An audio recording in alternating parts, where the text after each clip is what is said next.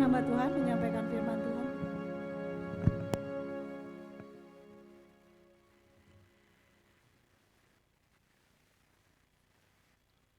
Tidak ada tempat di mana kami boleh beristirahat di dalam satu perhentian yang sejati, kalau bukan di bawah salib Yesus Kristus. Kiranya Tuhan, Engkaulah batu karang yang membawa keteduhan kepada setiap kami, yang lelah dan merasa beban berat. Kiranya firman Tuhan, ketika kami merenungkan, ketika Engkau berfirman kepada setiap kami, boleh berbicara kepada setiap umat milik-Mu sendiri. Tuhan, tolonglah hamba-Mu, sampaikanlah isi hati-Mu bagi jemaat-Mu. Demi Kristus kami serahkan waktu ini. Amin. Silakan duduk, Bapak Ibu, saudara-saudara yang Tuhan kasihi. Shalom, selamat pagi. Hari ini kita akan merenungkan satu tema yang sangat penting terkait dengan manusia lama yang turut disalibkan. Saudara, apa artinya manusia lama? Berarti kalau ada yang lama, ada yang baru. Manusia lama berarti adalah sebuah tabiat, kebiasaan, karakter dari kehidupan saudara dan saya sebelum kenal Tuhan, sebelum percaya kepada Kristus, sebelum dilahirbarukan oleh Roh Kudus. Tadi seperti pujian yang kita nyanyikan, dahulu kita tersesat, jauh dari jalan kasih Allah. Saya tidak tahu apakah saudara merasakan betapa malangnya hidup kita, betapa kita tersesat tanpa Tuhan menemukan kita.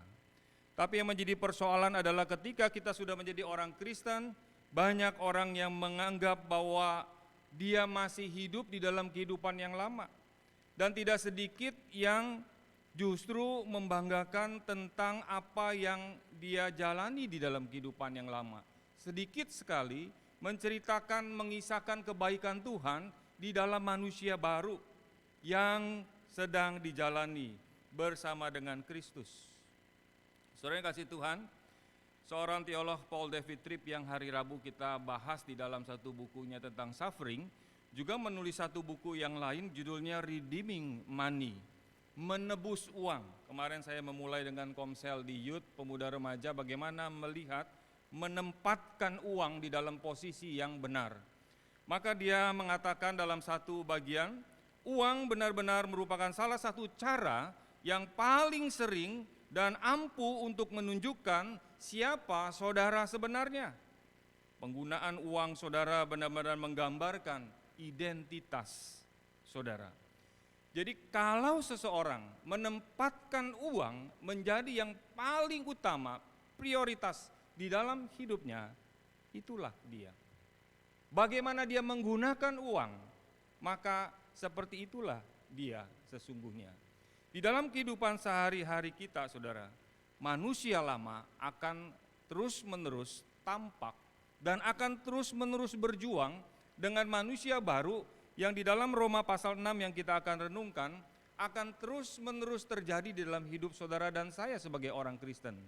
Cuma persoalannya adalah ada orang yang tahu bahwa saya sekarang sudah hidup di dalam manusia yang baru, manusia lama saya sudah tanggalkan, dan turut disalib yang kita akan peringati di dalam hari Jumat Agung pada tanggal 7 April, dan minggu ini kita masuk di dalam minggu sengsara.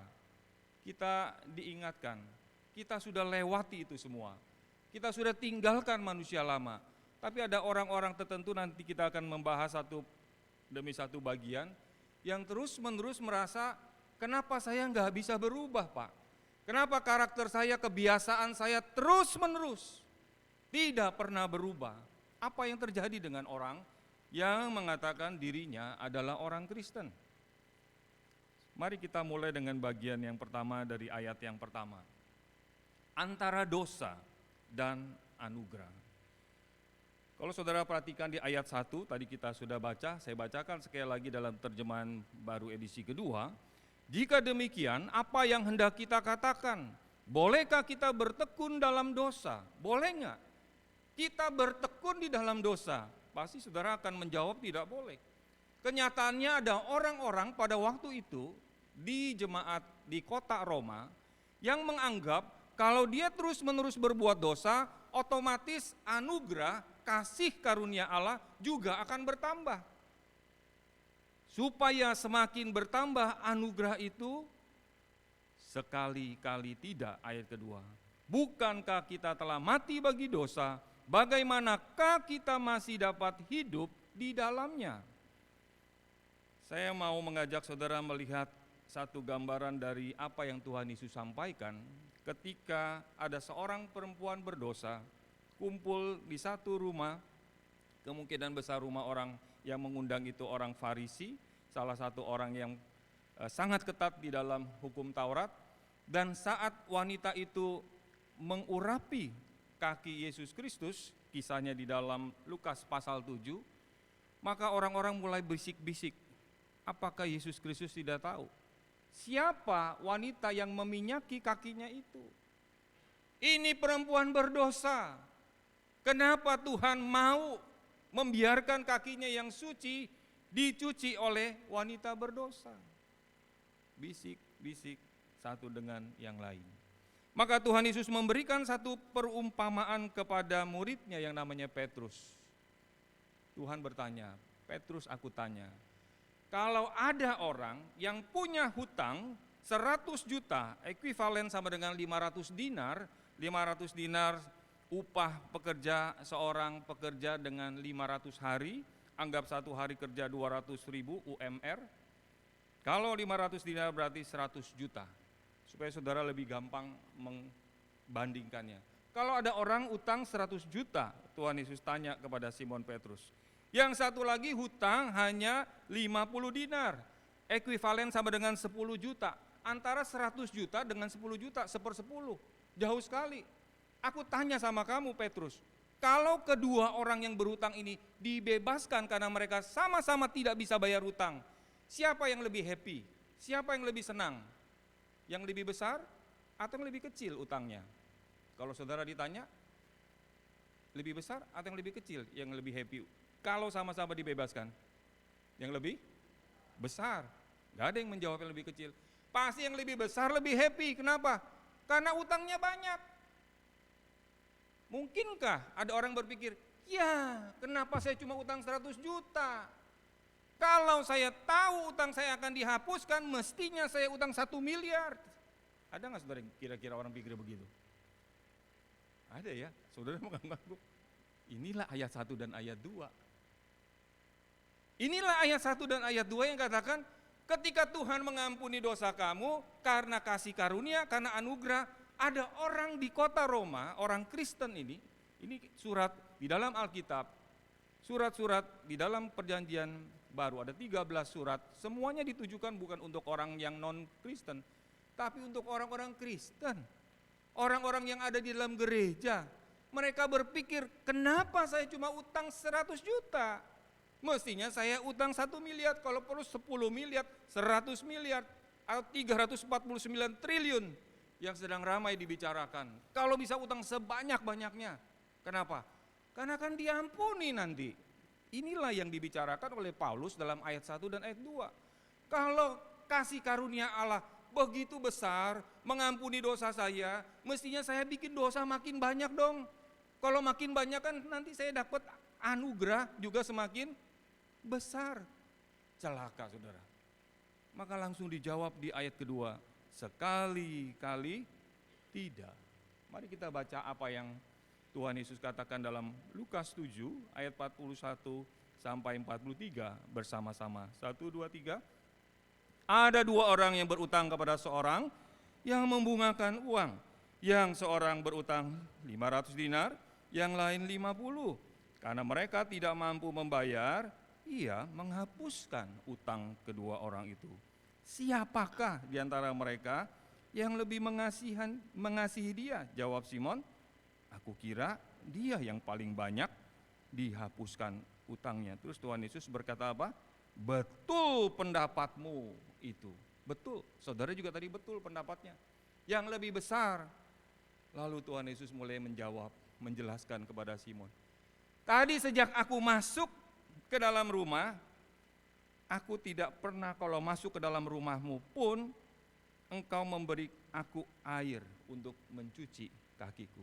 Tapi kamu perhatikan wanita itu, dia bukan kasih air sumur atau air ledeng sekarang pam, tapi dia memberikan air matanya dan menyekanya dengan rambutnya, bukan dengan kain, bukan dengan sembarangan, tetapi menyekanya dengan rambutnya. Perempuan itu yang sudah diampuni dosa-dosanya mencium dan meminyaki kakiku, kata Tuhan Yesus. Sementara Simon Petrus tidak pernah melakukan apa yang dikerjakan oleh perempuan yang diampuni dosanya. Maka jelaslah saudara, semakin seseorang merasa, saya ini dulu orang yang tersesat, saya ini orang yang terhilang, kalau bukan Tuhan temukan saya udah jadi preman kelas kakap, saya jadi koruptor kelas kakap, saya jadi pendosa besar kalau Tuhan tidak menemukan saya. Maka orang-orang yang berpikiran seperti ini, inilah diwakili oleh perempuan berdosa ini.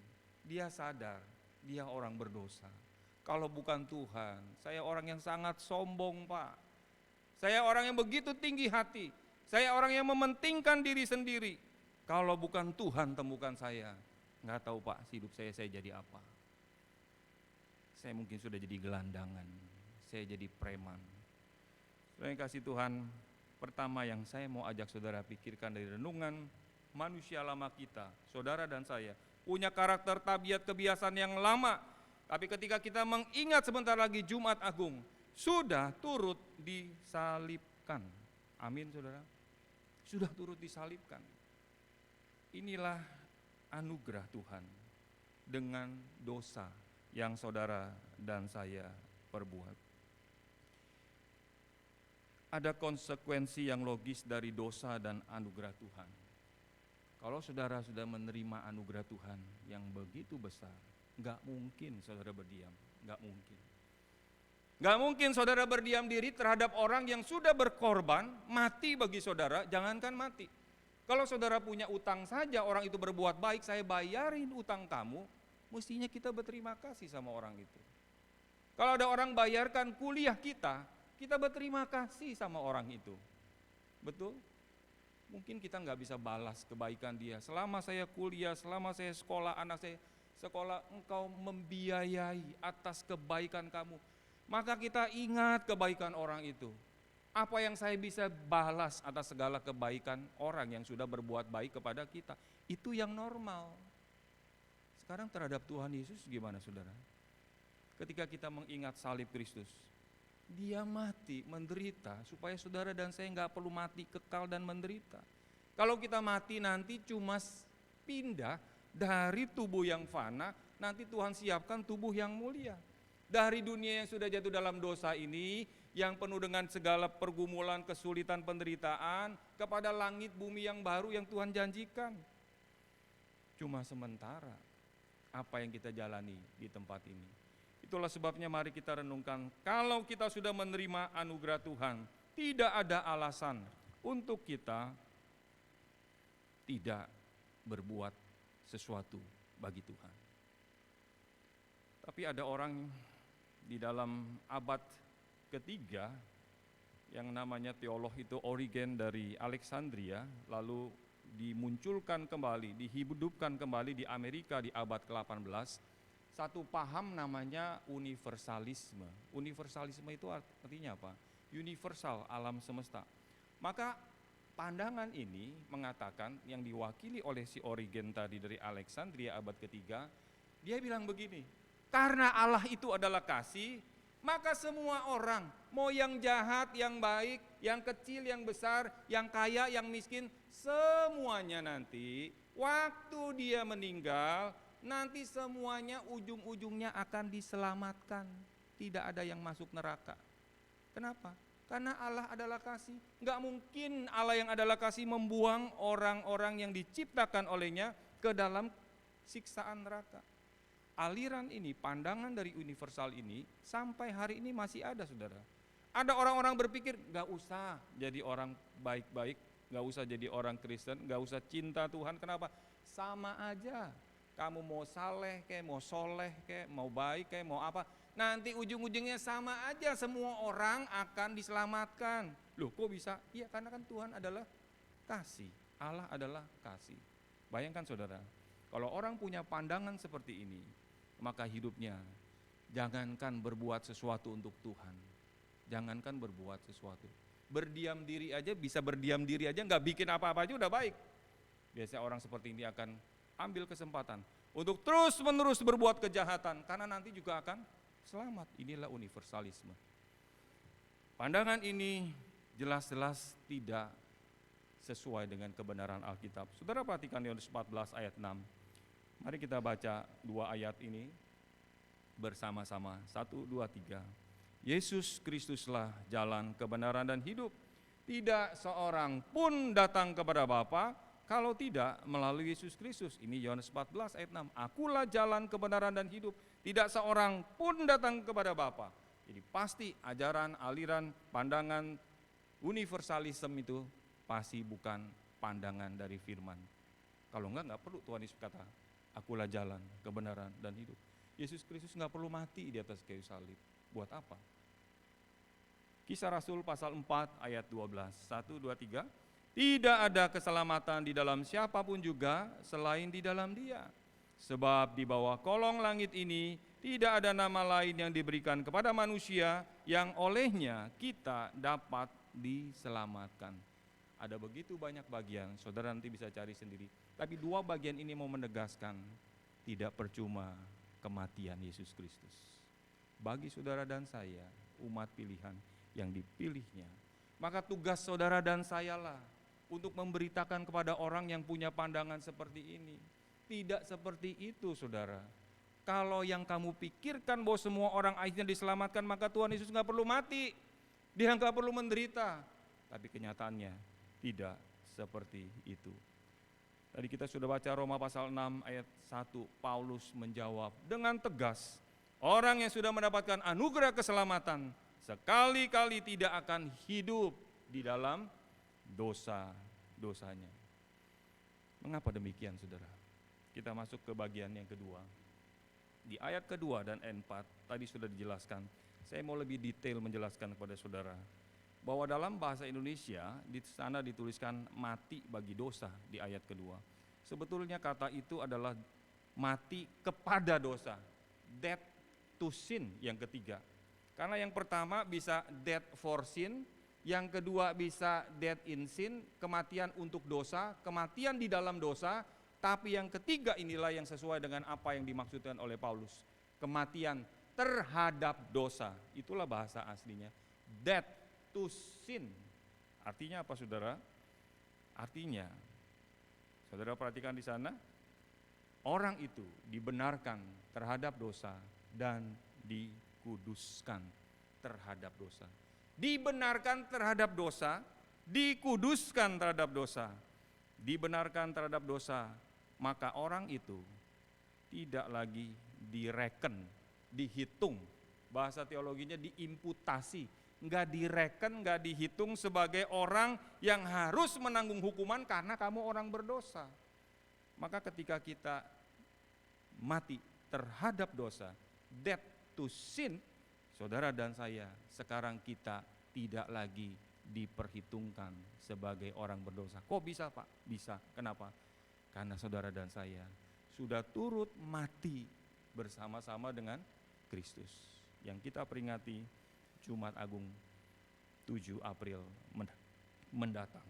Yang kedua, pengertian daripada mati kepada atau terhadap dosa, dikuduskan, bukan hanya dibenarkan, tapi kita dikuduskan terhadap dosa. Apa artinya dikuduskan? Dikuduskan terhadap dosa artinya kita dipisahkan. Kalau ini dosa, ini kita, maka kita dikuduskan terhadap dosa, kita dipisahkan, makin menjauh, enggak suka sama dosa. Itulah arti yang kedua, death to sin. Jadi kita mati terhadap dosa. Kita enggak suka dekat-dekat, kita sukanya menjauh. Tapi kalau ada orang bilang saya sudah jadi orang Kristen, maunya dekat-dekat ke pencobaan, maunya dekat-dekat kepada dosa, diragukan. Apakah dia benar-benar sudah mati terhadap dosa?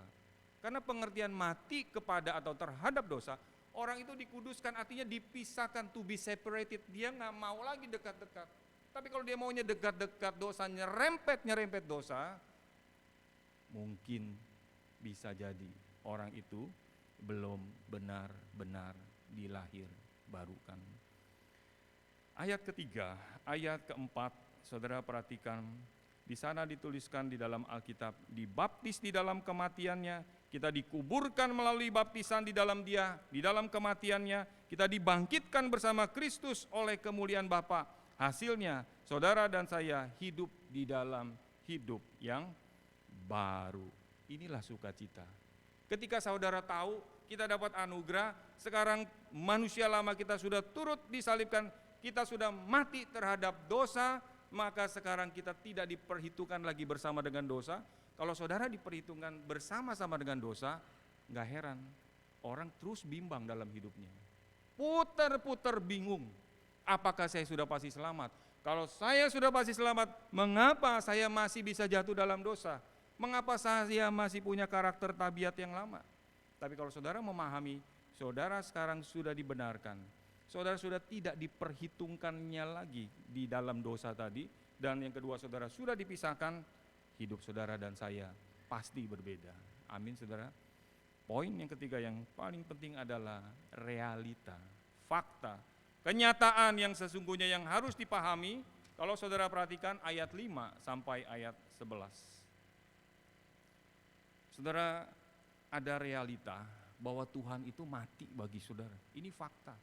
Nggak bisa dirasa-rasa, rasa-rasanya Pak, kayaknya Tuhan mati loh Pak bagi saya. Enggak. Kalau saudara tahu bahwa saudara sudah diberikan manusia baru, manusia lama saudara turut disalibkan, kita menerima kematian Kristus yang satu kali dan selama-lamanya itu sebagai fakta, realita, sesungguh-sungguhnya. Bukan rasa-rasa, bukan rasa perasaan kita, enggak pakai feeling, tapi ini pakai fakta kenyataan bahwa Kristus memang sudah mati. Kalau saudara memegang Roma pasal 6 ayat 1 sampai dengan ayat 14 ini, hidup kekristenan saudara pasti berbeda. Saya sebagai pendeta juga pasti berbeda. Kenapa? Karena kita tahu bahwa manusia lama kita memang sudah turut disalibkan. Saudara perhatikan Markus pasal 5 ayat 7. Saya mau membandingkan dengan Markus 5 ayat 7, mau menyatakan bahwa setan, roh jahat, punya knowledge, pengetahuan tentang siapa Yesus. Dia tahu di dalam Markus 5 ayat 7, apa urusanmu dengan aku, hai Yesus? Siapa yang berkata ini? Ini orang gila, orang yang dirasuk lebih dari 2000. Ditulis satu legion tentara Romawi itu 6.000 tentara. Jadi banyak sekali setan-setan yang ada dalam diri orang di dalam kotak gerasa itu. Ketika Tuhan menghampiri dia di kuburan, dia berkata, apa urusanmu dengan aku? Lanjutkan, hai Yesus, anak Allah yang, ngeri gak saudara? Setan yang ngomong ini. Ini roh jahat yang merasuk orang di kota gerasa itu, berkata kepada Yesus Kristus, hai Yesus anak Allah yang maha tinggi. Berarti setan tahu gak saudara teologi? Tahu. Setan lebih tahu saudara yang suka ikut pemahaman Alkitab, konsel sebentar sore back to the Bible, hari Selasa saya bahas kitab Amsal. Dia lebih tahu dari Kejadian sampai Wahyu. Dia tahu semua isi Alkitab. Setan tahu. Makanya waktu salah satu bagian ini Markus, dia berkata kepada Yesus, ya Yesus, hai Yesus, anak Allah yang maha tinggi. Saudara perhatikan, pengetahuan saudara, pengetahuan setan, pengetahuan malaikat tentang siapa Yesus Kristus tidak membawa kepada keselamatan. Tuhan tidak pernah mati buat setan. Tuhan juga gak pernah mati buat malaikat Gabriel, malaikat Mikhail, tapi Tuhan mati buat saudara dan saya. Amin. Dia gak pernah mati buat Lucifer, buat setan, roh-roh jahat, enggak. Tuhan mati buat saudara, buat manusia. yang akan ditebus menjadi miliknya. Waktu saya merenungkan bagian ini, apa urusannya dengan manusia lama kita? Urusannya sangat penting. Ini sebuah realita, suatu fakta yang tidak dimiliki oleh roh-roh jahat, seperti orang yang ada di kota Gerasa Setan ini bilang yang punya pengetahuan, juga tidak dimiliki oleh malaikat Gabriel Mikael, tapi dimiliki oleh orang-orang Kristen yang ada di kota Roma dalam Roma pasal 6, juga dalam diri saudara dan saya. Orang percaya di GKRI Kelapa Gading. Amin saudara. Terima ini sebagai fakta. Tuhan terima kasih. Sekarang aku diperhitungkan lagi tidak kepada dosa, tapi sekarang aku diperhitungkan kebenaran yang engkau miliki diperhitungkan kepada aku. Jadi aku orang benar. Kemana manusia lama saya? Manusia lama saya sudah turut disalibkan. Jauh 2000 tahun yang lalu ketika kita mengingat Jumat Agung, Yesus disalib. Manusia lama saudara, kebiasaan, karakter, tabiat lama kita sudah turut disalibkan di sana. Kalau begitu, patutkah kita membanggakan manusia lama kita? Malu ya, saudara, mesti kita malu. Dulu saya kenal seorang hamba Tuhan. Sebelum jadi hamba Tuhan, dia seorang preman di stasiun. Semua orang takut sama dia. Kalau ngelihat dia, waduh takut. Boro-boro mau minta duit, lari, serem tampangnya. Dia bilang sama saya, Pak Randy, dulu saya ini preman. Kok bisa Pak? Iya. Waktu saya belum bertobat. Tapi sejak saya kenal Tuhan, dia lahir barukan dan saya bertobat, saya tidak pernah lagi hidup dalam manusia lama saya itu. Palak orang, kiri, kanan, depan, belakang. Dan saudara tahu, dia cuma cerita satu kali. Dia cuma cerita satu kali pengalaman kehidupan dia, udah cukup. Tapi heran, ada orang yang terus menerus ceritakan kehidupan lama dia dan tanpa malu. Hati-hati saudara, ketika kita membanggakan manusia lama kita, aduh. Saudara perhatikan Paulus. Paulus juga gak banyak-banyak cerita tentang kehidupan lama dia. Dia ini seorang penganiaya. Cukup sekali dia ceritakan siapa aku. Kristus diam di dalam aku. Inilah ciri orang yang sudah tanggalkan manusia lama, sekarang hidup di dalam manusia yang baru. Bagaimana saudara dan saya? Di abad yang keempat ada seorang tokoh terkenal namanya Agustinus. Kita tahu Agustinus hidupnya brengsek sekali. Dan dia suka main pelacuran, hidup di dalam seks bebas. Ibu Monica, mamanya, doa 15 tahun. Sampai Agustinus jadi seorang hamba Tuhan bertobat. Ketika dia sudah dilahir barukan, dia menjadi orang Kristen. Dia terus menggumuli kehidupannya di hadapan Tuhan. Dia terus ingin tahu apa yang Tuhan kehendaki dalam hidup saya. Dalam waktu yang singkat, saya dulu hidup rusak sekali. Satu hari, Agustinus lewat satu tempat, di mana tempat itu tempat dia biasa bermain dengan perempuan. Dan saat itu keluarlah perempuan yang biasa jadi langganan dia. Perempuan itu lambai-lambai tangan, Agustinus, Agustinus. Mungkin enggak gitu kali ngomongnya ya. Pasti lebih lembut karena merayu, menggoda kan. Agus, mungkin gitu. Tinus, Agustinus gitu. Nggak tahu dipanggilnya Agus atau Tinus lah ya. Pokoknya dia merayu. Ayo, ini aku. Perhatikan saudara. Ini aku, kata wanita itu. Sambil melambai-lambai di negara-negara tertentu. Saudara kalau pergi ke luar negeri itu dipajang di etalase. Waduh. Itu laki-laki hidung belang, hidung hitam, hidung putih, hidung-hidung yang lain nggak tahu. Itu kalau nggak kuat bisa masuk itu di etalase, bukannya patung asli, natural, benar-benar itu menggodanya. Ya sekarang Agustinus, Agus, ayo ini aku. Saudara tahu kira-kira Agustinus setelah dia dilahir barukan, dia ngomong apa? Dia bilang begini, itu kamu. Ini aku, Agustinus, dengan manusia yang baru. Selesai nggak saudara? Dulu waktu aku mampir ke situ, aku pakai manusia yang lama aku. Sekarang setelah aku jadi orang percaya, sudah dilahirbarukan, manusia lama aku sudah turut disalibkan. Sekarang Yesus Kristus memberikan aku manusia baru, Agustinus yang baru. Dia jalan aja selesai saudara. Saudara gimana kalau ada yang manggil-manggil nama saudara? Tobi, Tobi. Kira-kira gimana saudara? Kalau dipanggil namanya, apakah kita asik juga ya, enak juga ya, lagi stres ini, lagi depresi, boleh juga ya. Atau saudara seperti Agustinus, ini aku, sama Agustinusnya, tapi sekarang Agustinus yang punya manusia baru, mengenakan manusia yang baru. Perhatikan beberapa bagian firman Tuhan di Roma 6 ayat 6. Kita baca bersama-sama 1, 2, 3. Karena kita tahu bahwa manusia lama kita telah turut disalibkan, supaya tubuh dosa kita bagaimana? Hilang kuasanya. Agar jangan kita menghambakan diri lagi kepada dosa. Ayat ini ditujukan bukan untuk orang yang di luar gereja, tapi di dalam gereja.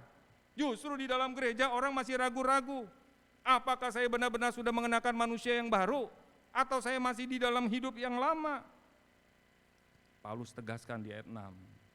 Karena kita tahu bahwa manusia lama kita telah turut disalibkan. Was crucified, pakai past tense. Berarti udah selesai. Manusia lama kita sudah disalibkan itu. Sekarang ketika saudara ada di tempat ini, jangan bawa-bawa lagi manusia yang lama. Amin saudara. Inilah sukacita saudara. Inilah realita kepastian bahwa saudara dan saya sekarang sudah tidak lagi hidup dalam manusia lama, tapi hidup di dalam manusia baru. Efesus 4 ayat 22 sampai 24. Mari kita baca. Yaitu bahwa kamu berhubung dengan kehidupan kamu yang dahulu harus menanggalkan manusia lama yang menemui kebinasaannya oleh nafsunya yang menyesatkan, supaya kamu dibarui di dalam roh dan pikiranmu dan mengenakan manusia baru yang telah diciptakan menurut kehendak Allah di dalam kebenaran dan kekudusan yang sesungguhnya. Puji Tuhan. Kematian Tuhan Yesus Kristus bagi saudara dan saya sudah final, maka manusia lama kita juga udah final. Jadi saudara jangan tarik-tarik lagi kebiasaan karakter yang dulu. Cukup sekali udah malu kita. Saudara kalau punya anak, dia berbuat salah, terus kita ampuni kesalahan dia, terus kita korek-korek gak? Ingat ya, waktu itu mami, papi pernah kasih tahu kamu, terus kamu nakal ya, terus kamu tidak mau ya, terus kamu nyakitin hati papi, nyakitin hati mami, ingat gak? Terus anak bilang, iya pi, iya mi ingat. Minggu depan saudara ngomong lagi, ingat gak? Ingat gak kamu? Ingat apa pi? Ingat apa mi? Bulan lalu kamu nyakitin hati papa mama lu. 2 minggu lagi ngomong lagi. Normal gak nih orang tua kayak begini? Normal gak? Inget-ingetin dulu pernah salah. Ya udah dong. Aku kan udah minta maaf. Udah selesai dong. Gak ada orang tua yang waras, orang tua yang mencintai anak. Ingat korek-korek terus kesalahannya. Ingat ya dulu ya, ingat ya dikorek lagi, udah dikubur. Gali lagi kuburannya. Aduh. Itulah saudara dan saya. Kita sering-sering ingat masa lalu kita. Boleh aja bernostalgia. Tapi nostalgia cari yang bagus. Kita seringkali cari yang menyakitkan, akhirnya gak ada apa-apa. Buat kita gak ada poinnya, gak ada kemajuan di dalam iman kita. Hal yang terakhir, yang keempat, ketika kita tahu manusia lama kita sudah turut disalibkan, tapi dosa sudah hilang belum dari dunia? Belum. Ini saya tertarik sekali ketika mendengar uraian dari John Murray tentang dosa yang masih survive, yang masih tinggal. Survive itu artinya masih survive dia, masih bertahan dia, masih ada dalam dunia ini. Itu disebut sebagai surviving sin, dosa yang masih bertahan. Jadi dosa masih menggoda, tapi tidak lagi berkuasa, tidak lagi reigning sin, dosa yang menguasai kita. Tadi kalau kita baca di dalam Roma pasal 6 ayat 1 sampai 14 kita diingatkan bahwa dosa memang sudah tidak lagi berkuasa. Kamu jangan serahkan tubuhmu, anggota tubuhmu, tetapi serahkan anggota tubuhmu kepada Allah. Karena dosa, sekali lagi realitanya, faktanya, sesungguhnya sudah tidak lagi menguasai saudara. Amin. Kayaknya ragu-ragu saudara. Saudara yakin bahwa dosa tidak lagi berkuasa atas saudara? Amin. Amin. Kenapa saya katakan ini? Karena ketika saudara nanti dicoba, digoda, saudara jangan ragu-ragu lagi. Aku sudah tinggalkan manusia lama. Aku sudah jadi nanti tema minggu depan umat pemenang. Bagaimana ini? Pergumulan dosa yang terus-menerus mengintip, terus-terus menggoda kita. Apakah aku harus jatuh di godaan yang sama, di dosa yang sama? Tidak, saudara. Kalau saudara memahami khotbah hari ini, renungkan, gumuli baik-baik. Saudara nggak perlu dengar khotbah minggu depan sebetulnya, menjadi umat pemenang. Kita pasti menang di dalam Tuhan. Amin, saudara. Dosa memang masih terus menggoda saudara. Jadi jangan pikir setelah jadi orang Kristen selesai, enggak. Justru dosa makin terus ngintip, makin dekat, makin dekat. Tapi tadi saya katakan kita dipisahkan. Ketika dia mendekat ya kita menjauh. Bukannya dia mendekat, kebetulan. Kebetulan nih dia makin dekat nih. Kebetulan nih aji mumpung dia makin dekat. Ya kok aji mumpung? Justru ketika dosa mendekat kita menjauh. Dia diam aja kita nggak boleh mendekat, kita menjauh. Saya kasih Tuhan, pergumulan ini akan terus-menerus terjadi dalam hidup saudara dan saya. Dan jadi tugas tanggung jawab saudara dan saya, bagaimana kita belajar taat kepada Tuhan. Karena kita tahu, dosa tidak berkuasa lagi atas diri kita. Walaupun dosa masih hidup, walaupun dosa masih menggoda kita.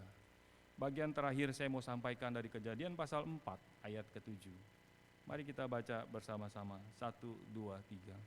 Bukankah wajahmu akan berseri-seri jika engkau berbuat baik? Namun jika engkau tidak berbuat baik, dosa sudah mengintai di depan pintu. Hasratnya tertuju kepadamu, tapi engkau harus berkuasa atasnya. Kalimat ini, ucapan ini ditujukan kepada siapa? Kain, oleh Allah. Allah melihat mukanya si Kain udah berbeda. Mukanya cembetut terus, muram terus. Maka Tuhan bilang, mengapa wajahmu tidak berseri-seri? Nanti akan berseri-seri, mengapa kamu muram? Tapi kata Tuhan, kamu harus berbuat baik. Kalau engkau berbuat baik, engkau tidak iri hati, engkau tidak membiarkan hatimu menguasai pikiranmu, kamu harus berbuat baik, nanti kamu akan mendapatkan berkat-berkat dari Tuhan. Namun, ada namun, jika engkau tidak berbuat baik, penekanannya apa saudara? Soal berbuat baik. Dosa sudah mengintai. Terjemahan yang TB1, mengintip. Mengintip di depan pintu dan desire-nya, hasratnya tertuju kepadamu Kain. Tetapi engkau harus berkuasa. Waktu itu Yesus belum mati. Kain belum dikatakan dosa tidak lagi berkuasa. Maka dikatakan engkau harus berkuasa atas dosa itu. Tapi saudara dan saya, dosa sudah dikalahkan, kita tidak lagi dikuasai oleh dosa. Maka seharusnya Kain berbuat baik. Apa sih maksud bagian ini? Ketika saudara digoda, dosa sudah di depan pintu, ngintip. Ngintip kan belum masuk. Kalau dia ngintip, saudara ada dua opsi kemungkinan. Mau nyamperin dosa itu atau meninggalkan dosa itu. Mau melawan dia atau mengikuti dia, ikut Tuhan atau ikut dosa. Mau berbuat baik, melakukan yang baik, udahlah biarinlah. biarlah saya balas aja lah. Hajar aja sekalian, udahlah, habis-habisan. Itu kemungkinannya. Tapi kalau saudara ingat, nanti di Roma juga dikatakan, jangan membalas kejahatan dengan kejahatan. Misalkan saudara ingat bagian itu. Bagaimana ya Tuhan, ini dosa udah ngintip nih.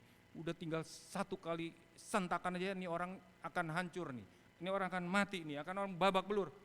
Kira-kira saudara gimana? Antara tarik-menarik godaan untuk berbuat dosa yang sudah mengintip dan mengalahkan menguasai dosa. Di tangan saudara, tanggung jawab itu. Jangan serahkan ke Tuhan. Tuhan udah selesai. Yesus Kristus sudah mati di atas kayu salib dan sudah finish, gak perlu diulang lagi. Sekarang saudara dan saya, apakah kita mau taat berjalan sampai di atas kayu salib seperti Yesus Kristus? Dalam pengertian ketaatan yang penuh. Atau kita seperti Kain. Dia pukul adiknya dan dia bunuh si Habil. Inilah yang terjadi dengan Kain. Hari ini firman Tuhan mengingatkan saudara dan saya, bagaimana kita memahami manusia lama kita. Apakah ini kita pahami sebagai sebuah realita? Puji Tuhan, terima kasih Tuhan, Engkau sudah memberikan aku manusia baru. Aku tidak perlu lagi dikuasai oleh dosa. Sekarang aku bisa mengalahkan dosa karena Engkau ada di dalam aku. Roh Kudus diberikan kepada aku. Segala godaan, apakah godaan keuangan, godaan wanita, godaan kesombongan, godaan yang lain, saudara bisa perpanjang daftar itu.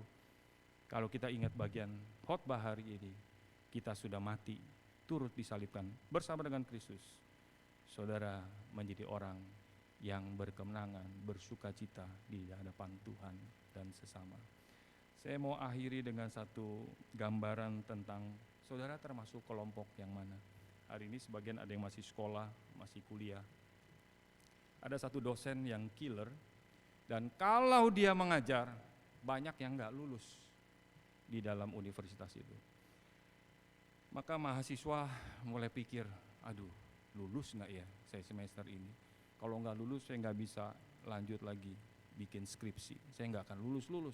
Jadi MA saya, mahasiswa abadi, bukan Master of Art tapi mahasiswa abadi, MA juga itu. Maka dosen ini pikir, ya sudah, kali ini dia bilang dosennya, semester ini dosen yang killer ini, semua kalian yang ikut kelas saya kasih nilai A dari ujung sana sampai ujung sana, semua nilainya A. Happy nggak saudara kalau jadi mahasiswa punya dosen gini? Wah, puji Tuhan, haleluya. Untung saya nggak dapat nilai fail F atau E atau D. Saya lulus, dikasih nilai A lagi. Kapan bisa dapat nilai A dari dosen kayak begini? Terus orang mahasiswa ini terbagi dua kelompok. Kelompok pertama, udah dong, kan kita udah selesai, udah dapat nilai A. Ini buat apa pelajarannya lagi? Kita buang aja ke tong sampah, udah selesai. Tapi kelompok kedua, ketika dia tahu dia mendapatkan nilai A, belum ujian udah kasih nilai A, apa yang terjadi? Kelompok kedua, mahasiswa yang baik, mahasiswa yang bertanggung jawab, dia bilang begini, puji Tuhan kita dapat nilai A, mari kita bikin study club, kita pelajarin di mana sih susahnya, yuk, toh nanti kita udah pasti dapat nilai A. Saudara termasuk yang mana? Yang kelompok pertama, asik, sudah dapat nilai A, buang aja, nggak perlu lagi, udah dapat nilai A. Atau saudara termasuk mahasiswa yang kedua, ketika sudah dapat nilai yang begitu bagus atas kemurahan anugerah, aduh ini kesempatan, kita bikin study club, kita bisa belajar, kita bisa mengembangkan. Kenapa ini sulit sekali ini pelajaran dia? Kiranya kita termasuk orang-orang yang tahu mengucap syukur ketika Tuhan memberikan kita anugerah. Amin saudara. Mari kita bangkit berdiri, kita berdoa.